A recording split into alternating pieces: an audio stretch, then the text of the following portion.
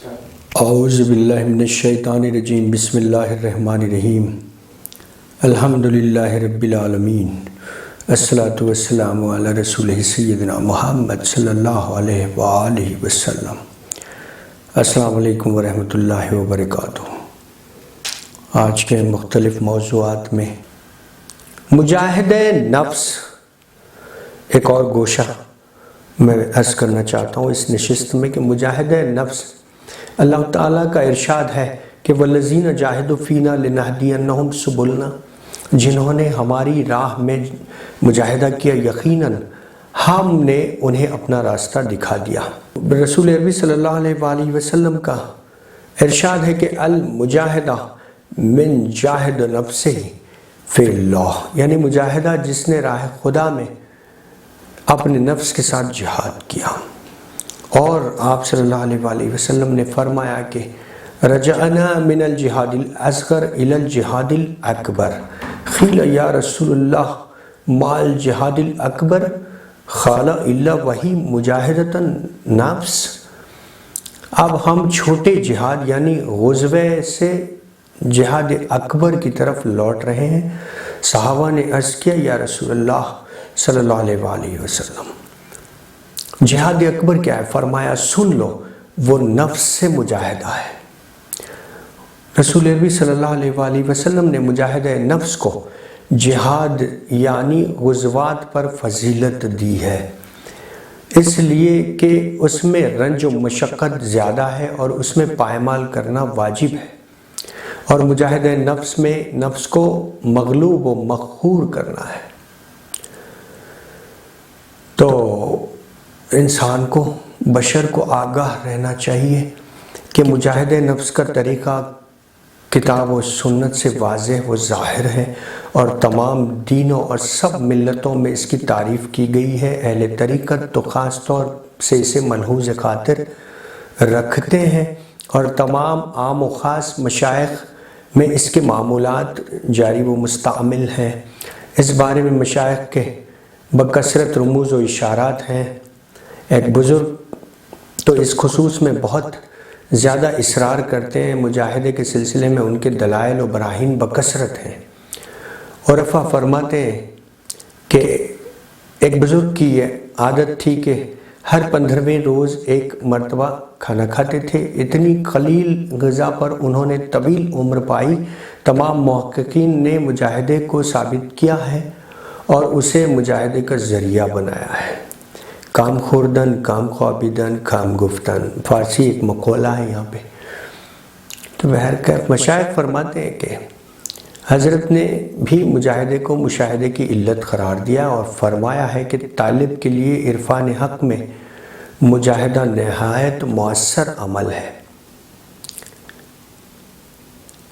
حضرت نے دنیاوی زندگانی کو جو طالب عرفان حق میں جو طالب ہوا، اس آخرت کی زندگانی کے مقابلے میں جو حصول مراد سے تعلق رکھتی ہے افضل بتاتے ہیں۔ اسی بنا پر ان کا یہ ارشاد ہے کہ اخروی حصول سے مراد اس دنیاوی مجاہدے کا ثمرہ ہے۔ جب تم دنیا میں خدمت و عبادت کرو گے تو آخرت میں قربت پاؤ گے۔ بغیر خدمت کے وہ قربت حاصل نہیں ہو سکتی، حتیٰ کہ یہ اتنا ضروری ہے کہ وصول حق کی علت بندے کا مجاہدہ ہے، بشرطے کہ خدا اس کی توفیق بخشے۔ المشاہدۃ موارث المجاہدات، مجاہدوں کی میراث مشاہدہ ہے۔ اس کے برعکس دیگر مشائخ یہ فرماتے ہیں کہ وصول حق کے لیے کوئی علت و سبب نہیں ہے، جو بھی حاصل ہوتا ہے وہ فضل الہی سے ہوتا ہے۔ فضل کے مقابلے میں بندے کی افعال کیا حقیقت ہے؟ بندے کی افعال کی کیا حقیقت ہے فضل الہی کے آگے؟ مجاہدہ تو تہذیب نفس اور اس کے تزکیے کے لیے ہے، نہ کہ حقیقت قرب کے لیے۔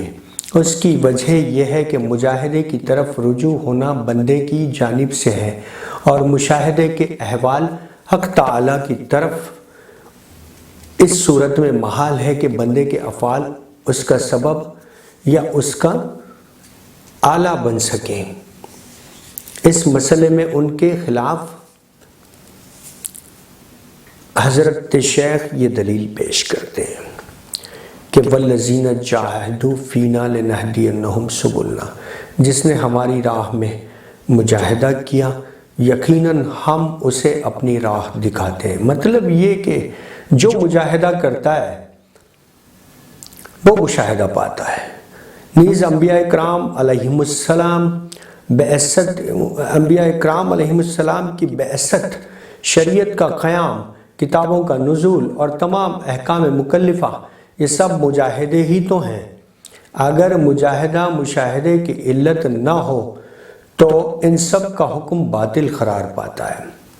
نیز دنیا و آخرت کے تمام احکام علل و حکم کے ساتھ ہی متعلق ہے۔ جو حکم سے علت کی نفی کرتا ہے وہ شریعت اور اس کے احکام کو اٹھاتا ہے۔ اس صورت میں نہ اصل میں احکام مکلفہ کا ثبوت درست ہوگا اور نہ فرا میں کھانا بھوک کو ختم کرنے اور لباس سردی کو دور کرنے کی علت ہوتے ہیں۔ لہٰذا علتوں کی نفی سے تمام مقصود وہ معانی میں تعطل و خلل واقع ہوتا ہے۔ لہٰذا افعال میں اسباب پر نظر توحید اور اس کی نفی تعطیل ہے۔ اس بارے میں ان کے مسلک کے بموجب ان تمام کے مسالک جو ان کے مسلک کے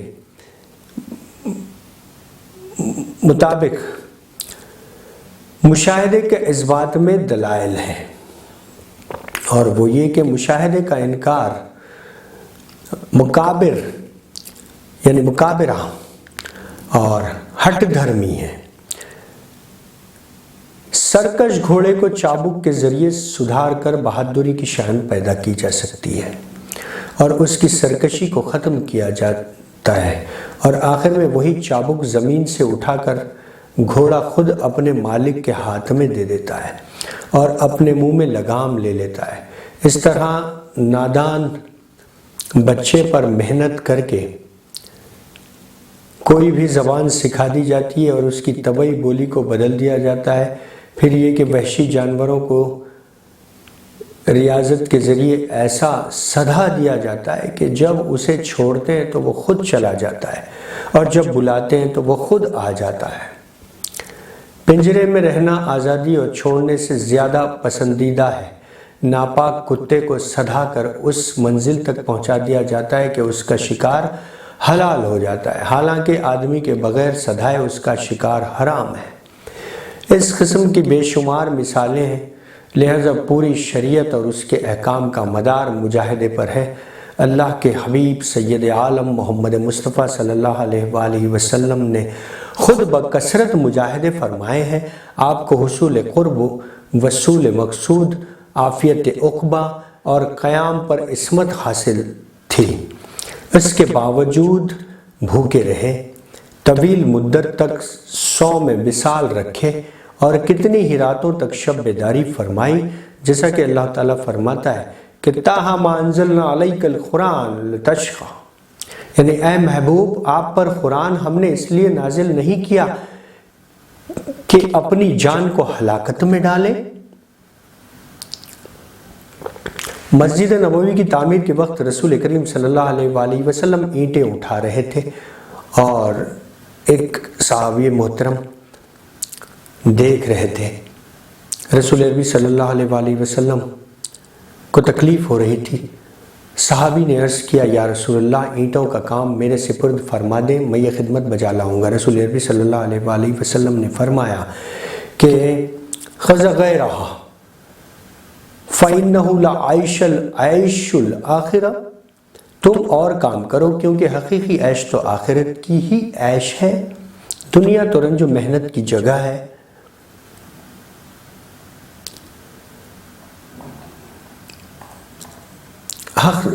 یہاں پر ایک اور خاص بیان یہ ہے کہ حق تعالیٰ کے معنی کے بیان میں جتنی عبارتیں تصنیفات و تالیفات میں مروی و معصور ہیں، اتنی ہی مجاہدے کے اصول معانی اور اس کی ترکیب و تالیف میں مروی ہیں۔ جس طرح بغیر عبارت و ترکیب کے بیان درست نہیں ہوتا، اسی طرح وصول حق بغیر ریاضت و مجاہدے کے درست نہیں۔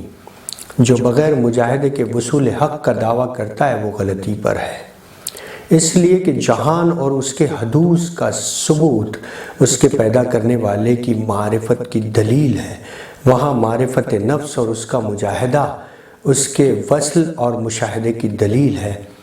اہل طریقت کے ایک گروہ کی دلیل یہ ہے کہ تفسیر کے لحاظ سے کلمات آیت مقدم اور مؤخر ہے، یعنی والذین جاہدوا فینا لنہدینہم سبلنا، ای والذین ہدینہم سبلنا جاہدوا افینا۔ جو ہماری راہ میں جہاد کرتے ہیں ہم انہیں اپنا راستہ دکھا دیتے ہیں۔ اس کا مطلب یہ ہے کہ جن لوگوں کو ہم نے اپنی راہ دکھا دی ہے وہ ہماری راہ میں جہاد کرتے ہیں۔ اور یہ حضور اکرم صلی اللہ علیہ وآلہ وسلم کا ارشاد ہے کہ لم ینجو احدکم بعملہ، تم میں سے کوئی اپنے عمل کے ذریعے نجات نہیں پائے گا۔ قیل ولا انت یا رسول اللہ، کسی نے عرض کیا یا رسول اللہ کیا آپ بھی نہیں؟ قال ولا انا الا ان یتغمدنی اللہ برحمتہ، فرمایا ہاں میں بھی نہیں، لیکن اللہ تعالیٰ نے اپنی رحمت میں مجھے ڈھانپ رکھا ہے۔ لہذا مجاہدہ فعل جو ہے فعل بندے کا فعل ہے، اور یہ محال ہے کہ اس کا فعل اس کی نجات کا موجب بنے، کیونکہ بندے کی نجات مشیت الہی سے متعلق ہے نہ کہ مجاہدے سے۔ اسی وجہ سے اللہ تعالیٰ نے فرمایا ہے کہ فَمَن يُرِدِ اللَّهُ أَن يَهْدِيَهُ يَشْرَحْ صَدْرَهُ لَهُ الْإِسْلَامُ وَمَن يُرِدِ اللَّهُ أَن يُضِلَّهُ يَجْعَلْ صَدْرَهُ ضَيْقًا حَرْجًا۔ جس کے لیے اللہ تعالیٰ کی مشیت یہ ہوتی ہے کہ وہ ہدایت پائے تو اللہ تعالیٰ اسلام کے لیے اس کا سینہ کھول دیتا ہے، اور جس کے لیے اللہ تعالیٰ کی مشیت یہ ہو کہ وہ گمراہ ہے تو وہ اس کے سینے کو بہت زیادہ تنگ کر دیتا ہے۔ ارشاد ہے کہ تُؤْتِي الْمُلْكَ مَن تَشَاءُ وَتَنَزَّعُ الْمُلْكَ مِمَّن تَشَاءُ، جسے چاہتا ہے ملک دیتا ہے اور جس سے چاہتا ہے ملک لے لیتا ہے۔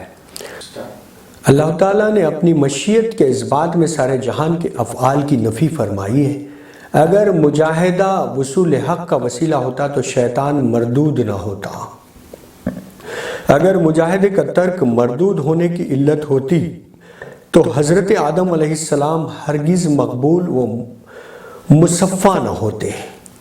لہذا حصول مقصد فضا و عنایت الہی کی سبقت ہے نہ کہ کثرت مجاہدہ، اور یہ بات بھی نہیں کہ جو سب سے زیادہ مجاہدہ کرے وہ سب سے زیادہ محفوظ ہو، بلکہ جس پر حق تعالیٰ کی عنایت زیادہ ہے وہی حق تعالیٰ سے زیادہ قریب ہے۔ کوئی کلیسا میں رہ کر ہمیشہ طاعت میں مشغول رہتے ہوئے حق تعالیٰ سے دور ہے، اور کوئی شراب خانے میں رہ کر معصیت میں مبتلا ہو کر حق تعالیٰ سے قریب ہے۔ ہر لحاظ سے بچے کا ایمان سب سے زیادہ مشرف ہے، کیونکہ وہ مکلف نہیں ہے، اس کا حکمی ایمان ہے۔ یہی حال دیوانوں کا ہے۔ ظاہر ہے کہ جب عنایت الہی میں زیادہ مشرف ہونے کے لیے مجاہدہ وسیلہ نہیں ہے تو جو بھی اس سے کم ہو اس کے لیے بھی وسیلے کی محتاجی نہیں ہے۔ بہت خاص قول ہے یہاں پر کہ یہ تعبیر دو طرح پر خلاف عمل ہے، کیونکہ ایک قول ہے کہ من طلب وجد، جس نے چاہا پا لیا، اور دوسرا قول ہے من وجد طلب، جس نے چاہا، جس نے پایا وہ طالب ہوا۔ مطلوب یہ ہے، مطلب ان تمام دونوں اقوال کا یہ ہے کہ پانے کا سبب طلب ہوتی ہے اور طلب کا سبب پانا ہے۔ ایک مجاہدہ کرتا ہے تاکہ مشاہدہ کرے، دوسرا مشاہدہ کرتا ہے تاکہ مجاہدہ کرے۔ اس کی حقیقت پا ہے کہ اس کی حقیقت بس اتنی ہے کہ مشاہدے میں مجاہدہ طاعت میں توفیق الہی میسر آنے کی وجہ سے جو خاص اس کا فضل اور عطا ہے، لہٰذا جب بغیر توفیق کے حصول کی طلب محال ہے تو حصول توفیق بھی بے طاعت محال ہے۔ جب بغیر مشاہدے کے مجاہدے کا وجود نہیں تو بے مجاہدے کے مشاہدہ بھی ممکن نہیں۔ اس کے لیے جمال الہی کا نور درکار ہے تاکہ مجاہدے میں بندے کی رہنمائی کر سکے۔ پھر جب مجاہدے کی علت نور جمال الہی ہے تو مجاہدے پر ہدایت پہلے ہوئی، لیکن یہ جماعت یعنی ایک بزرگ اور ان کے اتباع جو دلیل دیتے ہیں، جو مجاہدے کا اثبات نہیں کرتا، وہ تمام انبیاء، کتب سماوی اور شرائع کا منکر ہے، کیونکہ تکلیف کا مدار مجاہدے پر ہے۔ اس سے بہتر یہ تھا کہ وہ یہ کہتے کہ مدار حق تعالیٰ کی ہدایت پر منحصر ہے۔ مجاہدہ تو اثبات حجت کے لیے ہے، نہ کہ وصل الہی کی حقیقت کے لیے، چونکہ حق تعالیٰ کا ارشاد ہے بَلَوْ أَنَّنَا نَزَّلْنَا إِلَيْهِمُ الْمَلَائِكَةَ وَكُلَّهُمُ الْمَوْتَى وَحَشَرْنَا عَلَيْهِمْ كُلَّ شَيْءٍ قَبْلًا مَا كَانُوا يُؤْمِنُونَ إِلَّا أَن يَشَاءَ اللَّهُ وَلَكِنْ أَكْثَرَهُمْ يَجْهَلُونَ۔ اگر ہم ان کی طرف فرشتوں کو اتاریں اور مردوں کو، یعنی مرے ہوئے مرد جو ہوتے ہیں، اموات جس کی ہو جاتی ہے، مردوں کو ان سے کلام کرائیں اور تمام چیزوں کو ان کے روبرو اٹھائیں، تب بھی وہ ہرگز ایمان نہ لائیں گے، مگر یہ کہ اللہ اگر چاہے، لیکن اکثر لوگ نادان ہیں۔ وَلَكِنْ أَكْثَرُهُمْ يَجْهَلُونَ، کیونکہ ایمان کی علت ہماری مشیت ہے، نہ کہ دلائل کے دیکھنے اور ان کے مجاہدے پر موقوف ہے۔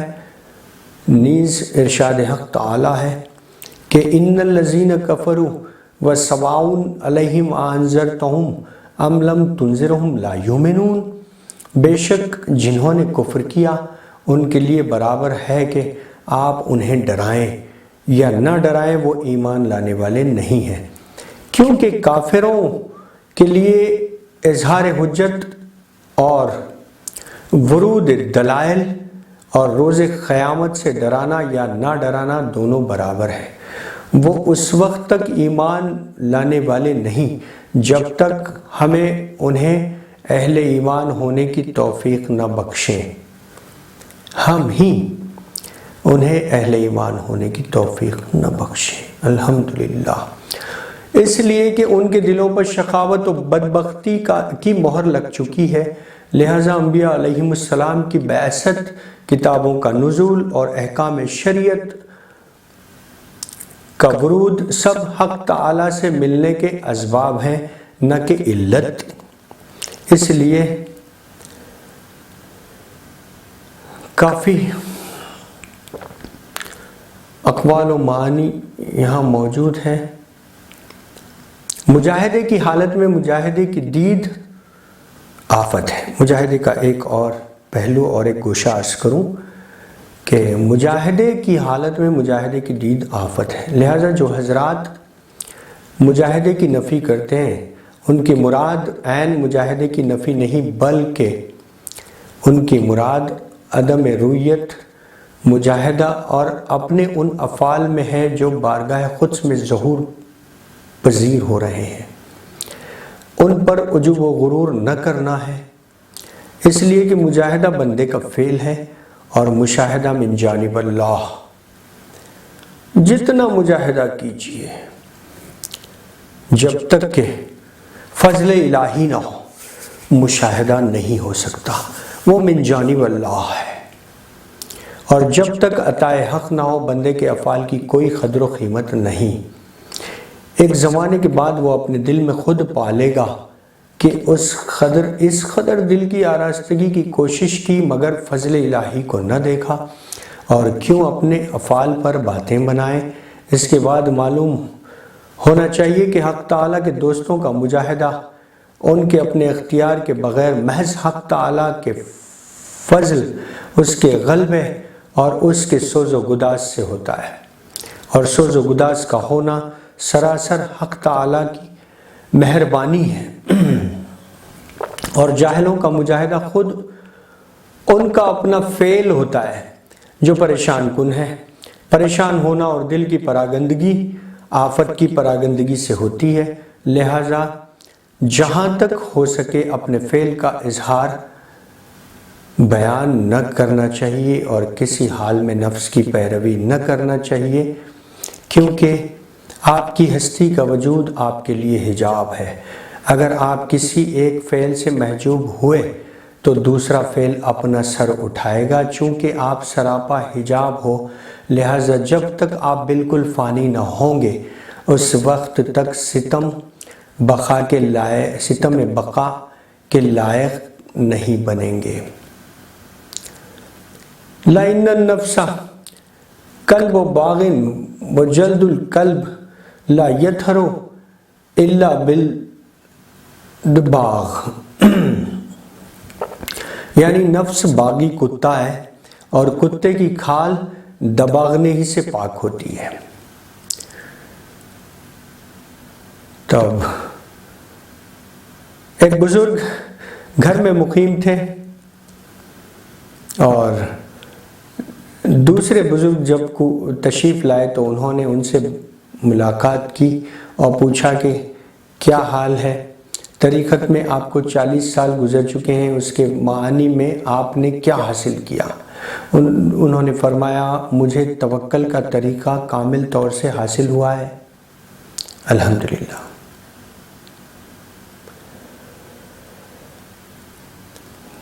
زیت عمرک فی عمران باطنک فإن الفنا فی التوحید، استغفر اللہ، معذرت۔ یعنی آپ نے اپنے باطن کی بستی میں اتنی عمر ضائع کر دی، پھر بھی آپ کو توحید میں فنا حاصل نہیں ہوئی۔ ان تمام باتوں کے مطالب یہ ہیں کہ توکل کے معنی یہ ہے کہ اپنے معاملات کو حق تعالیٰ کے سپرد کر کے اپنے باطن کو اعتماد کے ساتھ درست رکھیں۔ مکمل حوالگی، یہ بہت بزرگ اصطلاح ہے طریقت و تصوف کی۔ تو اور جب کوئی ساری عمر باطنی معاملات کی درستگی ہی میں صرف کر دے تو ظاہری معاملات کی درستگی کے لیے اسے ایک اور عمر درکار ہوگی۔ یہ دونوں عمریں ضائع ہونے کے بعد بھی اس پر حق کا کوئی اثر نہ ہوگا۔ نفس کی سرکشی کی مثال یوں ہے کہ ایک بزرگ نے فرمایا کہ میں نے نفس کو ایسی شکل میں دیکھا جو میری ہم صورت تھا، کسی نے ان کے بال پکڑ رکھے تھے، اس نے اسے میرے حوالے کر دیا، میں نے اسے ایک درخت سے باندھ دیا، اس کے بعد میں نے اسے ہلاک کر دینے کا ارادہ کیا۔ اس نے مجھ سے کہا کہ تم زحمت نہ اٹھاؤ، میں خدا کا لشکری ہوں، تم مجھے فنا نہیں کر سکتے۔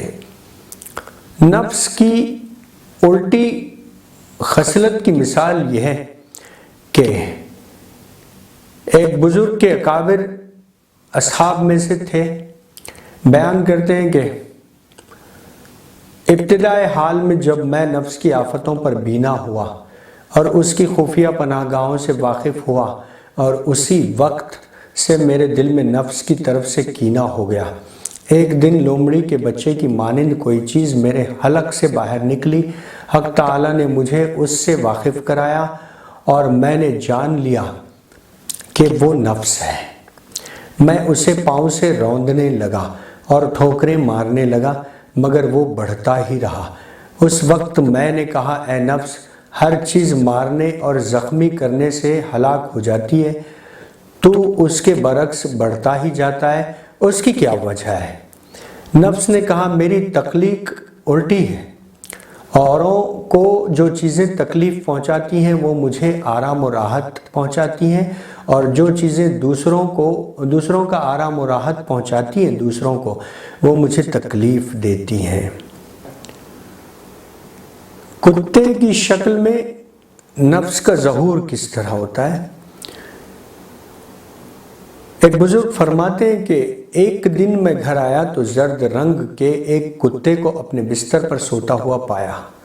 میں نے خیال کیا کہ شاید محلے کا کتا گھس آیا ہے، اسے باہر نکالنے کا ارادہ کیا، مگر وہ میرے دامن میں گھس کر غائب ہو گیا۔ مختلف صورتوں میں نفس کا ظہور ہوتا ہے۔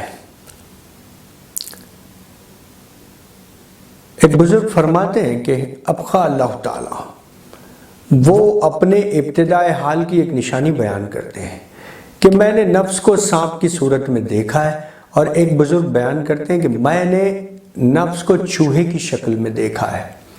تو میں نے اس سے پوچھا تو کون ہے؟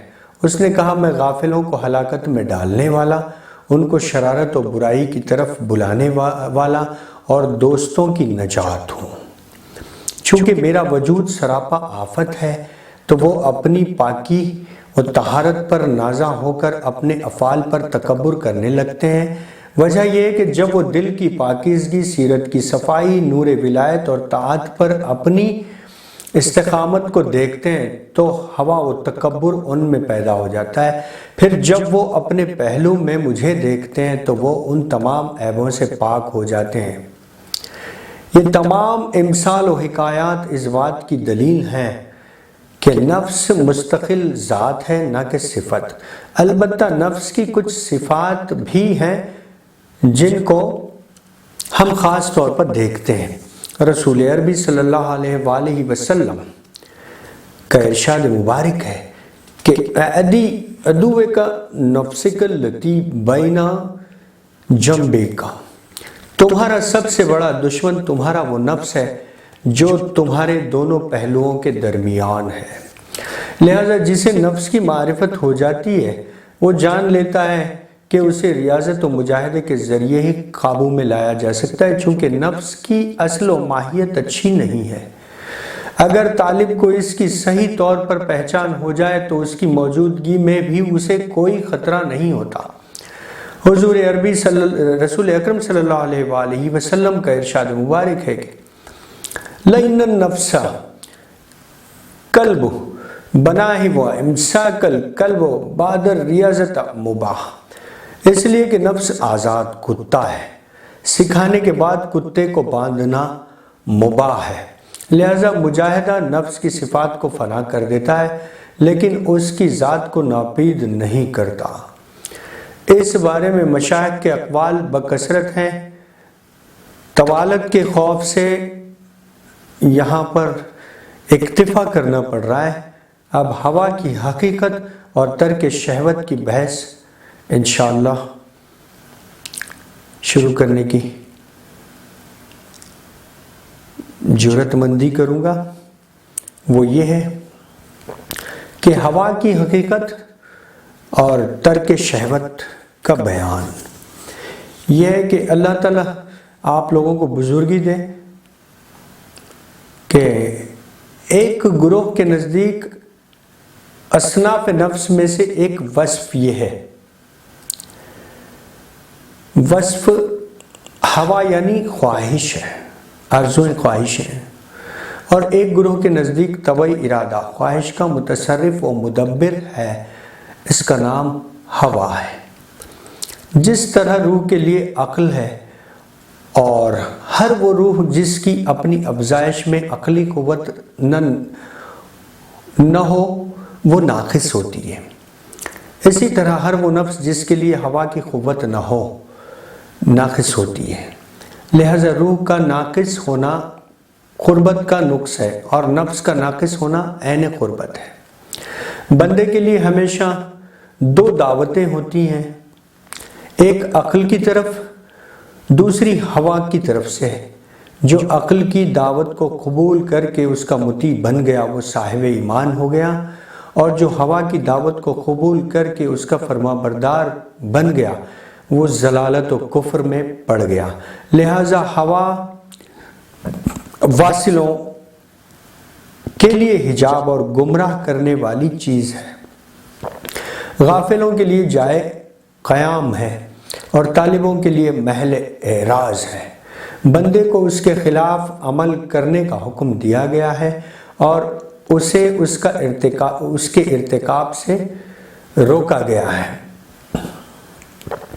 لَعْنَ مَنْ رَكَعَهَا هَلَكَ وَمِنْ خَالِفُهَا مَلَكَ، یعنی جس نے اس کی سواری کی یعنی فرمانبرداری کی وہ ہلاک ہوا، اور جس نے اس کے خلاف کیا وہ مالک ہوا۔ ارشاد باری ہے وَأَمَّا مَنْ خَافَ مَقَامَ رَبِّهِ وَنَهِیَ النَّفْسَ عَنِ الْهَوَىٰ فَإِنَّ الْجَنَّةَ هِیَ الْمَأْوَىٰ، جو اپنے رب کے حضور کھڑے ہونے سے ڈرتے اور نفسانی خواہشوں سے بچتے ہیں، یقیناً انہی کے لیے جنت میں ٹھکانہ ہے۔ رسول اکرم صلی اللہ علیہ وآلہ وسلم کا ارشاد مبارک ہے کہ اخوف ما اخاف علی امتی اتباع الہویٰ وطول العمل، یعنی میری امت پر سب سے زیادہ خوفناک ہوا کی پیروی اور امیدوں کی درازی ہے۔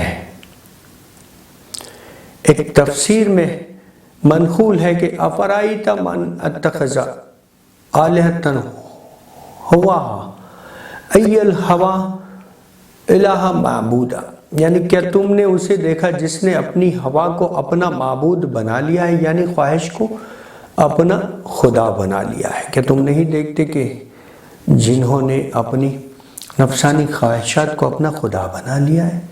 یہ بہت ماتوب و معیوب بات ہے کہ اپنے خواہشوں کو اپنا خدا بنا لیں۔ بہرکیف وہ شخص قابل افسوس ہے جس نے حق تعالیٰ کے سوا اپنی خواہش کو اپنا خدا ٹھہرا کر اپنی طاقتیں رات دن اس کی طاعت و فرمان برداری میں صرف کر دی ہیں۔ ایک موضوع دیگر یہ ہے آج کی نشست میں کہ خواہشات نفسانیہ کی قسمیں، اقسام خواہشات نفسانیہ۔ تمام نفسانی خواہشیں دو قسم کی ہوتی ہیں، ایک لذت اور شہوت کی، دوسرے لوگوں میں عزت و منزلت کی۔ جو شخص کسی لذت کا غلام ہے وہ شراب خانے میں ہے، لوگ اس کے فتنے سے محفوظ ہیں، لیکن جو شہوت اور لوگوں میں عزت و منزلت کا خواہش مند ہے وہ حرص و طمع اور خواہشات کے چکروں میں پھنسا ہوا ہے، وہ لوگوں کے لیے فتنہ ہے، خود تو راہ حق سے برگشتہ ہے ہی، دوسروں کو بھی اس گمراہی میں پھنساتا ہے۔ نعوذ باللہ من متابعت الہویٰ، جس کی حرکتیں خواہش نفس کی پیرو ہیں اور وہ ان کا دل دادا ہے، وہ حق تعالیٰ سے دور ہے اگرچہ وہ تمہارے ساتھ مسجد میں شریک جماعت ہی کیوں نہ ہو، اور جس کی حرکتیں خواہشات سے پاک ہیں اور وہ اس کی پیروی سے نفرت کرتا ہے، وہ حق تعالیٰ کے نزدیک ہے اگرچہ کسی دور ہی میں کیوں نہ ہو۔ ایک راہب کی نفس کشی، ایک بزرگ فرماتے ہیں کہ ایک مرتبہ میں نے سنا کہ ایک مقام پہ کوئی راہب ہے جو 70 سال سے کنیسہ میں زہد و رہبانیت میں مشغول ہے۔ میں نے تعجب سے کہا کہ رہبانیت کی شرط تو 40 سال ہوتی ہے، یہ آدم زاد کس مذہب پر ہے، کس مذہب پر 70 برس سے کنیسہ میں بیٹھا ہوا ہے؟ چنانچہ میں اس سے ملنے گیا، اس نے کھڑی کھول کر مجھ سے بات چیت کی اور کہا کہ اے بزرگ، میں جانتا ہوں کہ تم کس لیے آئے ہو، میں یہاں رہبانیت کی غرض سے 70 سال سے نہیں بیٹھا ہوں، بلکہ میرے پاس ایک کتا ہے جو خواہش میں سرکش ہے، میں اس کتے کی رکھوالی کر رہا ہوں تاکہ لوگ اس کے شر سے محفوظ رہیں، ورنہ میں یہاں نہ آتا۔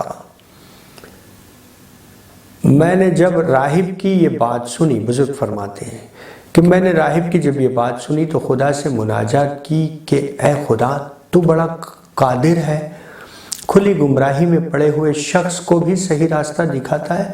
پھر راہب نے مجھ سے کہا اے بزرگ، اے شیخ، تم کب تک لوگوں کی طلب میں رہو گے؟ جاؤ پہلے اپنے آپ کو طلب کرو، جب تم اپنے آپ کو پا جاؤ تو اس کی نگہبانی کرو، کیونکہ ہر روز یہ ہوا یعنی نفسانی خواہش 360 قسم کی الوہیت کا لباس پہن کر بندے کو گمراہی کی طرف بلاتی ہے۔ غرض یہ کہ شیطان کا بندے کے دل اور باطن پر اس وقت تک قبضہ ہو سکتا ہے جب تک کہ معصیت و نافرمانی کا جذبہ اور خواہش اس کے اندر نہ ابھر آئے۔ جس وقت بندے کے اندر خواہش نے سر اٹھایا اسی وقت شیطان کا اس پر قبضہ ہو جاتا ہے، وہ دل میں آرام کرتا ہے اور اس کے باطن میں جم کر بیٹھ جاتا ہے۔ اس حالت کا نام وسواس ہے۔ اس کی ابتدا ہوا و خواہش سے ہوتی ہے۔ والباری ازلم، پہل کرنے والا زیادہ ظالم ہوتا ہے۔ والباری ازلم، یہ مطلب اللہ تعالیٰ کے اس فرمان کا ہے، اس فرمان سے ماخوذ ہے جو اللہ نے ابلیس سے فرمایا تھا، اور اس نے کہا تھا میں تمام آدمیوں کو راہ حق سے برگلاؤں گا۔ حق تعالیٰ نے فرمایا ان عبادی لیس لک علیہم السلطان، اے ابلیس میرے خاص بندوں پر تیرا کوئی قبضہ و اختیار نہیں ہے۔ در حقیقت شیطان ہی بندے کا نفس و ہوا ہے۔ اسی وجہ سے حضور اکرم صلی اللہ علیہ وآلہ وسلم نے فرمایا وَمَا مِنْ أَحَدٍ إِلَّا وَقَدْ غَلَبَ شَيْطَانُهُ إِلَّا عُمْرَ فَإِنَّهُ غَلَبَ الشَّيْطَانُ، کوئی شخص ایسا نہیں ہے جس پر اس کا شیطان غالب نہ آتا ہو۔ والسلام۔